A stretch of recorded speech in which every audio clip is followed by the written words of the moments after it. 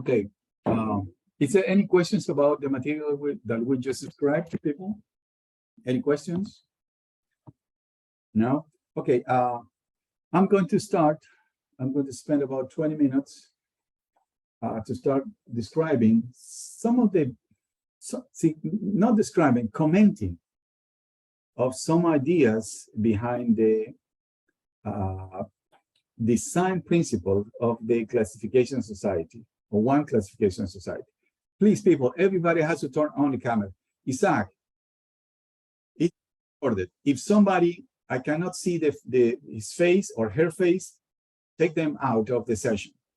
Okay. That means that they're just turning on and they go to do something else. I just want people who want to participate. That's it. Okay. Thank you very much. Okay.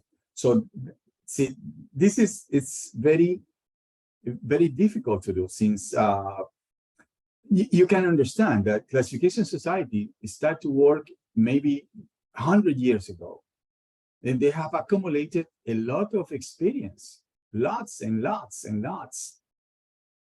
Every time there is an accident with a ship, which is classified by a certain classification society, they do an extensive analysis, and they are gathering this information, and they changing a little bit here and there all of these coefficients, so that eventually they produce safer formulations. Okay, so as you can understand, it's quite difficult for me to just give you a session on that, but we can comment. See, I can show you, look this, look here. I can show you this and try to relate it to what we have studied in this class. See, so the thing is that, or the objective is that when you see the classification society rules, they're not just a black box. See, I can prepare an Excel table. Here I can put my main dimension, and here I can get all the stresses, all the required section moduli. But I have no idea what I'm doing. And the thing is that I want to overcome that and see, okay, when you see a formulation from a classification society, that makes some sense in your head. And you start thinking, okay, what they're doing is just trying to analyze that using a beam model or something like that. Okay? I cannot do more than that because I'm not working for a classification society. But that's something that we need to do. Okay, so let's do it.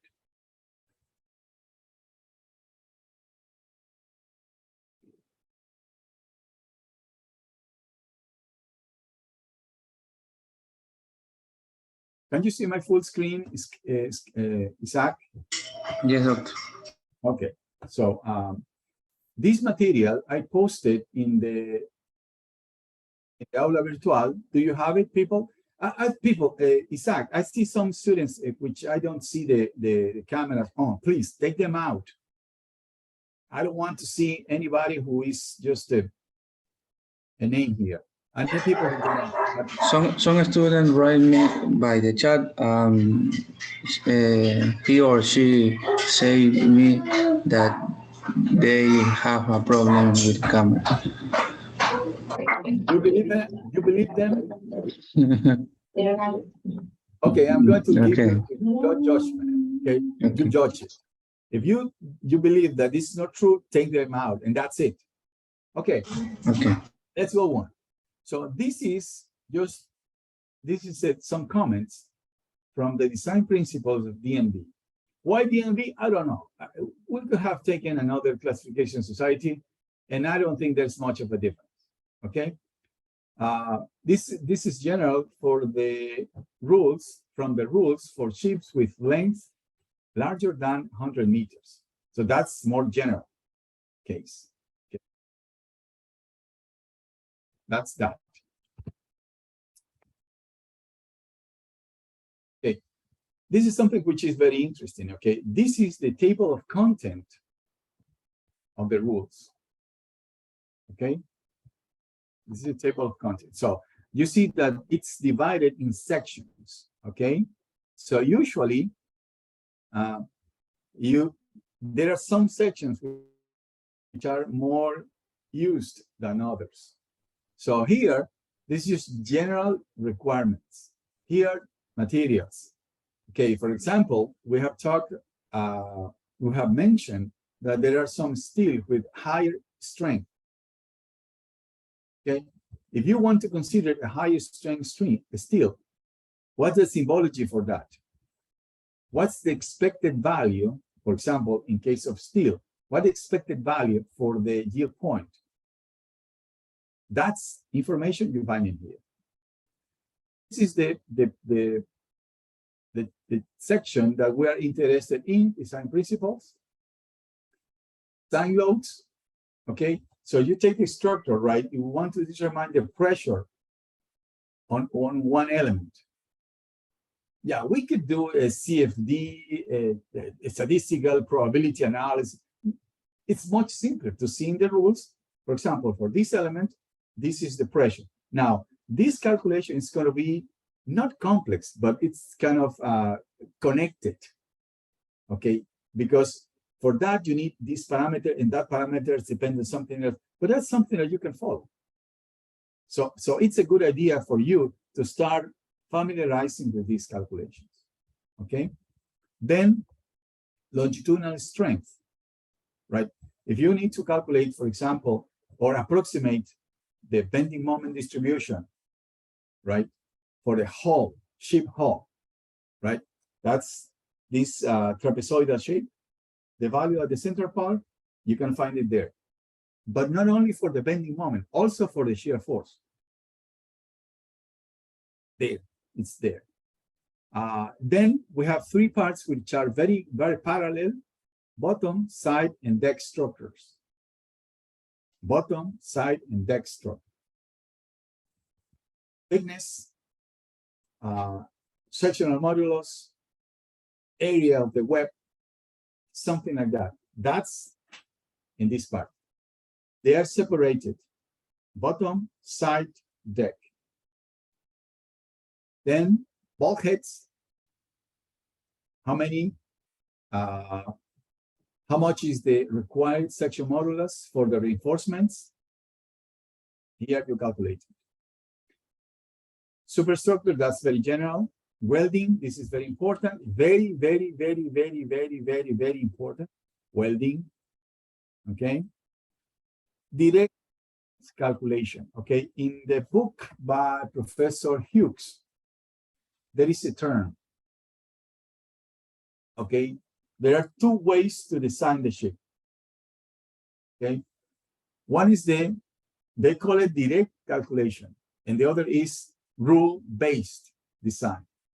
Rule-based design is you just take the rules, apply, and that's it. And the direct strength calculations, for example, you take the loading,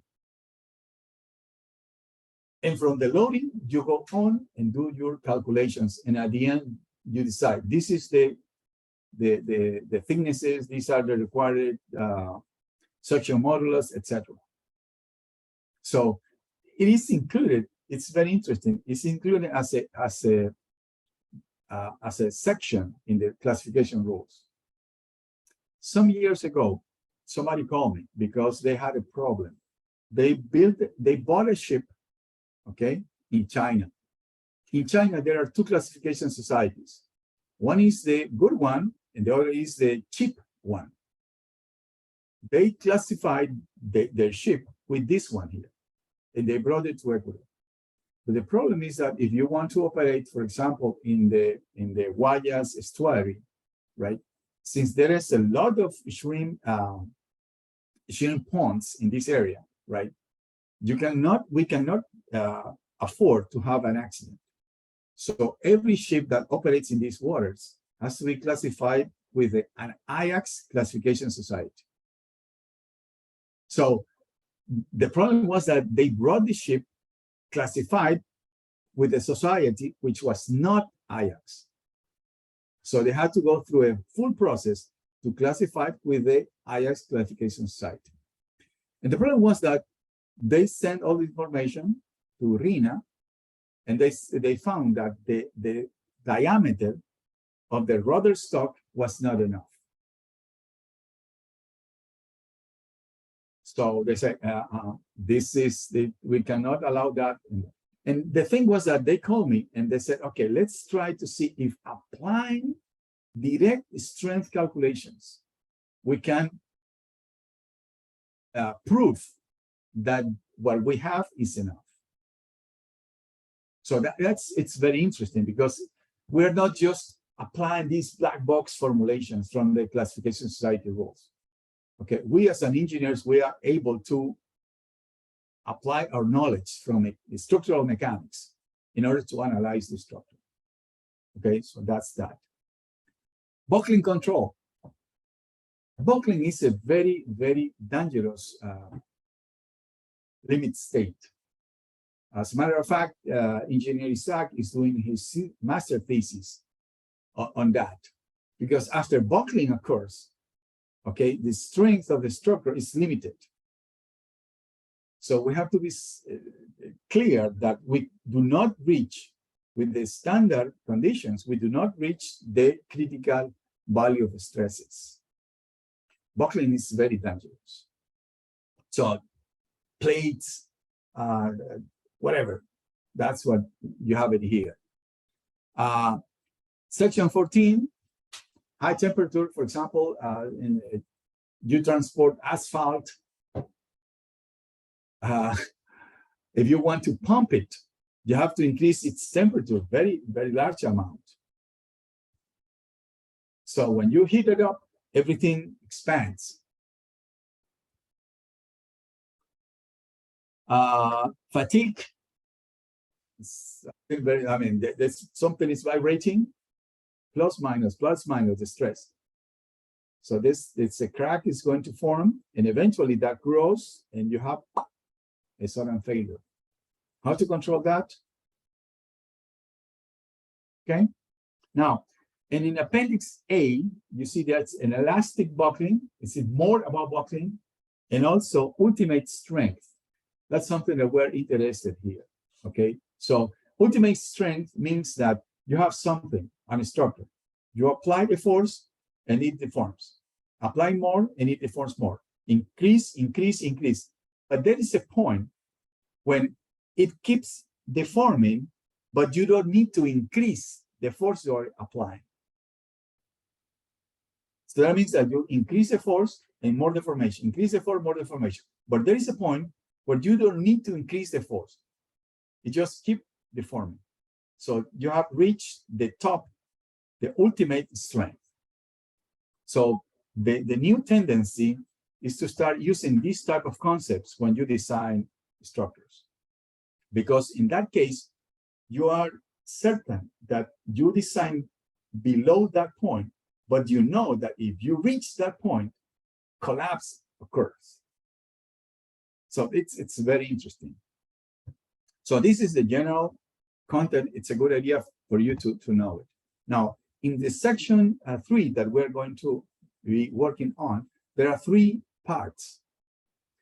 Part A is subdivision and arrangement. For example, okay, how many bulkheads do you need? That depends on the size of the ship. So that tells you the minimum number of bulkheads that you need. If you have more, fine. You cannot have less than that. That's given to you. Structural design principle, that's what we are interested in, and local design. Local design is mostly for mechanical construction. No, metallic constructions, okay? For example, you have two parts connecting like this, okay? And you include a bracket.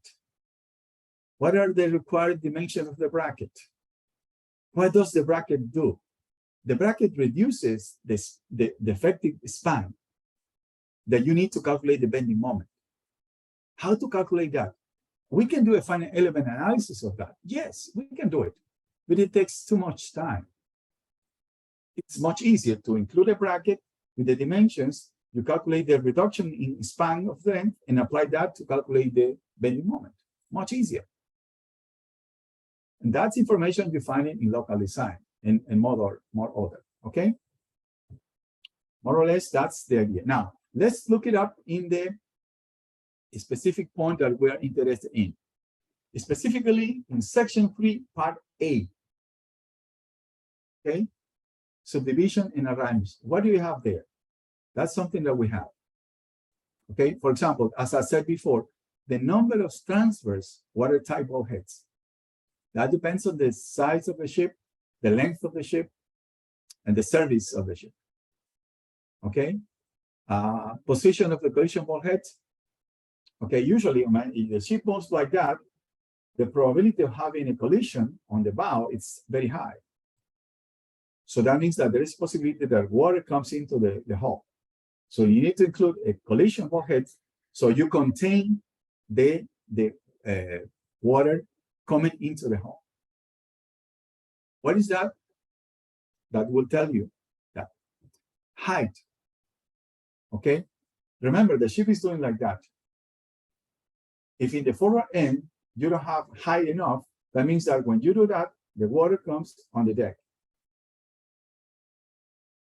You have more weight on a higher position, kg increases. Probability of, or problems with, potential problems with stability. And what you put is water. So when the ship does that, the water comes in their direction. So that's the free surface effect. So we have to be careful with that. How do we avoid? With including in the hull a certain minimum height. Okay. And all of this information that you can there. Okay. Part B, that's our interest. These are the parts that we are going to quickly review. Design procedure, just a general idea. Loading conditions that you need to include. For example, you have to consider for the stability case analysis, right? How many conditions would you consider? 3, 4? Well, they will tell you how many do you need to consider. If you consider all of these conditions and conclude that the ship is safe, then in general, you can consider that the ship is safe. If you consider one condition, it's difficult to conclude that the ship is safe. Okay? By experience, they tell you these, and that conditions have to be analyzed. Local bending, shear strength, hull girder, hull girder, that means that beam, hull beam. Local bending, for example, effective breadth, buckling strength, critical load, that's what we're looking for. Impact strength, it's just descriptions. Fatigue, local vibrations, just description.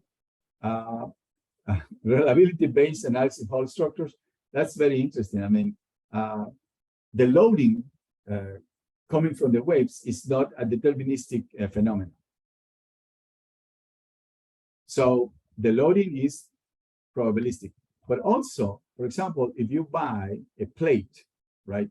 You say, okay, I buy a plate of 8 millimeters of thickness. Fine. You get a plate. Is that an 8 millimeter in thickness plate? And the answer is no. No. Probably you're going to have 8.01 or 7.99. Okay, that's a good one. Bring a second table, the second plate. The thickness of this is the same as the one before? No. Everything is different. So at the end, the problem is that the strength of this structure it's not deterministic. So we have to start thinking in this type of terms, okay? And before we stop, because there is no more time, when we started the accreditation process with ABET, our program, our naval engineering program, is accredited by the ABET Society. The first thing that I learned was that what is the definition of a naval engineer?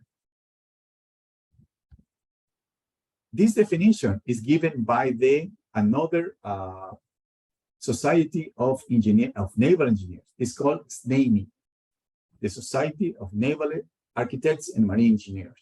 And the definition is, engineer is a professional who can apply statistics and probability to analyze marine systems, comma.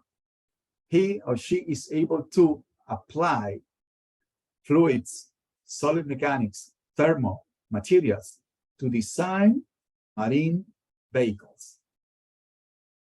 The first thing that you need to do is to be able to apply the statistics and probability for the analysis of marine systems before you start thinking about fluids or structures.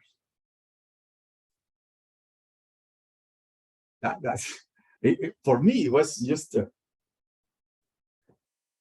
something very new. Okay, people, we have 7 minutes.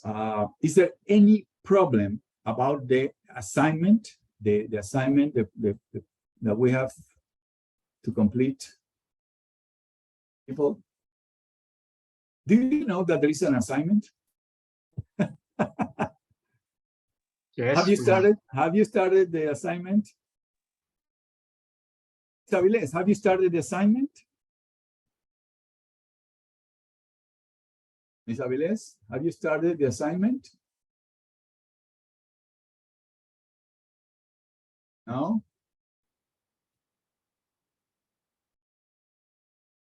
Ms. Leon, have you started the assignment? Ms. Leon, have you started the assignment? Not yet. But I have, When are you I planning to downloaded start? today.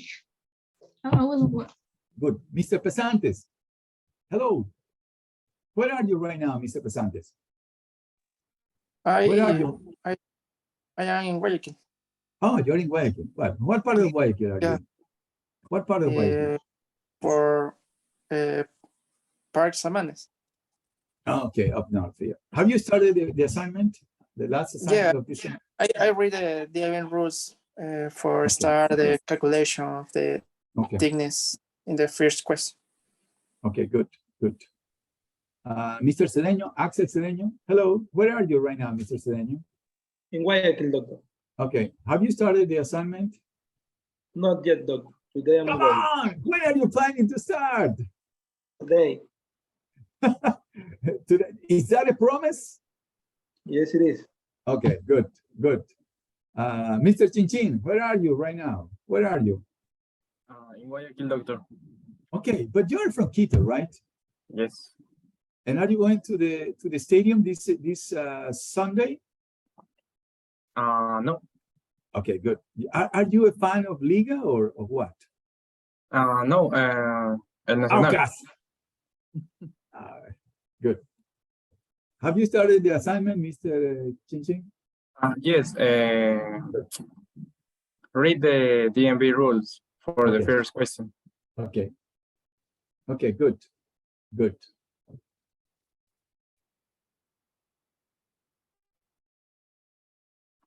Okay, please. Something which is very interesting is that when I graduated and I started to work, I remember I needed to apply the classification rules.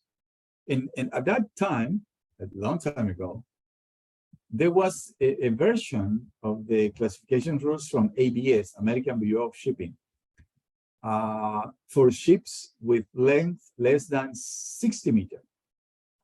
It was a red cover.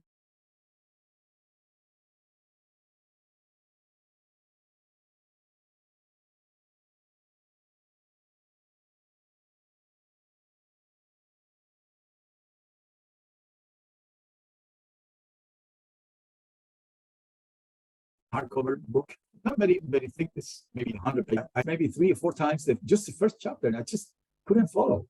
I said that's something that we need to change. That's why we want you to start just taking a quick look at the classification rules. Get familiarized with the rules. Okay, for example, just the symbology. How do you call the spacing between stiffeners? How do you call the spacing in the rules? Typically, how do you call the spacing between stiffeners? How do you call it? With what letter? Miss Santos, do you remember? Letter? No. The No. stiffness, the letter B. The spacing between stiffness. Letter B. No, that's in our class notes. I'm talking about classification rules, DNV rules. What letter did you use to? L. No, that's in the other direction. S. The left S. S. See, that it's something so simple as that, but we have to start working in this area. So you start seeing that and you start, okay, yeah, that's what the information I need. Why? Because they're so interconnected, these formulations, right? For this, you need that, and for that, you need that. Then that, you need that. So to apply this, you need maybe 4 formulations. I'm sorry, that's the tool that you need to apply when you become an naval engineer. So all what we're doing is just getting ready for that. So you don't have to live what I lived. Okay? That's all. That's what we want from this exercise. Mr. Gomez, how is Daule today? Cool. Have you started the assignment?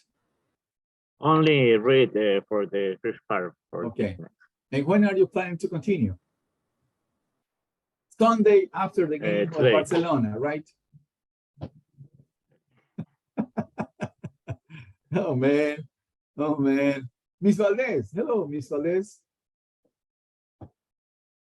Morning, doctor. Are you going to the stadium this Sunday? Be honest, please. Be honest. Are you going to the stadium this Sunday? Yes.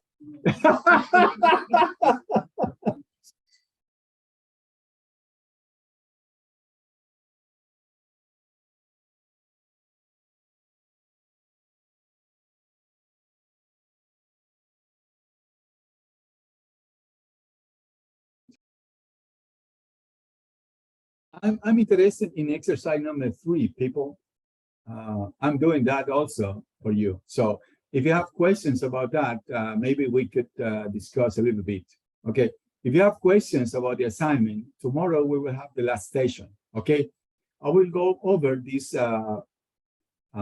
commenting on these classification rules. And at the end, I will give some minutes in order to answer questions about the assignment. So if you have questions, bring them tomorrow. Okay. Okay, people. Is there anything else? Any other question? Yes. Doctor, Go on. I will available after this class from 9 to 10. If any student have a question in my Zoom session. Okay, good. So Engineer Isaac will be available to you. So if you want to ask any questions, he will have office hours soon after this session. You will open your own Zoom session, right, Isaac?